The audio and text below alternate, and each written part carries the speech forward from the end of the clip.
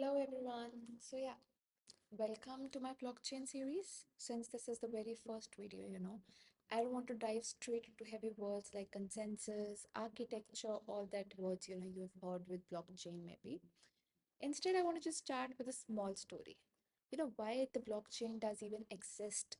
And even if it exists, why does it even matters to you and me? Okay. Let's think about you want to send money to your friend. Do you give it directly? No, it goes through a bank, right?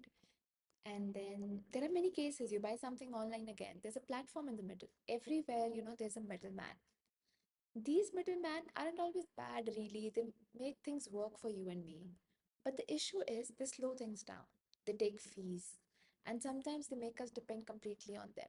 Like, let's say I want to send some money to some friend of mine, and the bank says server down. I can't access the money that is my own.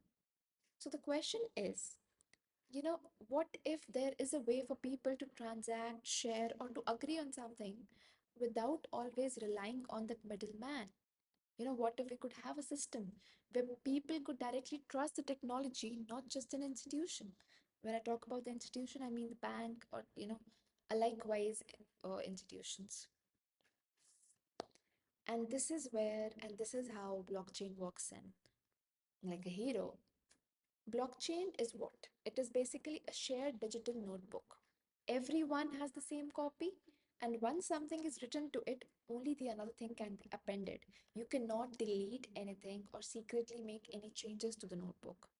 Every entry you think is considered inside a block, and these blocks are chained together to form what we call blockchain. Beauty of this, you don't need to trust me, you don't need to trust any company, you don't need to trust any person. You just have to trust the technology itself, the maths, the cryptography, the network. That's why many people call blockchain the trust machine. So now you might be wondering, okay, I understand everything, Cherish, but where do I even see blockchain in real life? What is its use case for me? Well, the first use case was money, cryptocurrencies like Bitcoin, Ethereum, but it doesn't stop there. You know what? Nowadays we have smart contracts, agreements that execute on their own, supply chains. You can legit track your coffee beans from the farm to your cup. Voting systems, no tampering, complete transparency.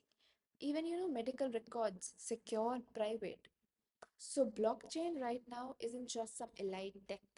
It's slowly moving into everyday life, and that is why I want to bring this concept to you much before then, time pushes you to have it. And trust me, by the end of this series, you'll not only understand the technology, but also be ready to ace your semester exams or to ace your switch, whatever it is, whatever your goal with this channel is. Okay. And since this is, first video in the blockchain playlist, I want to take one thing with you. Blockchain, trust me, is not about crypto. It's about reimagining the trust system, reimagining how trust works in the digital world. So let's start this journey together. In the next video, we'll jump into blockchain architecture, and I promise it will start making sense step by step, and step by step. If you're excited, just stick around and let's dive in. Thank you so much.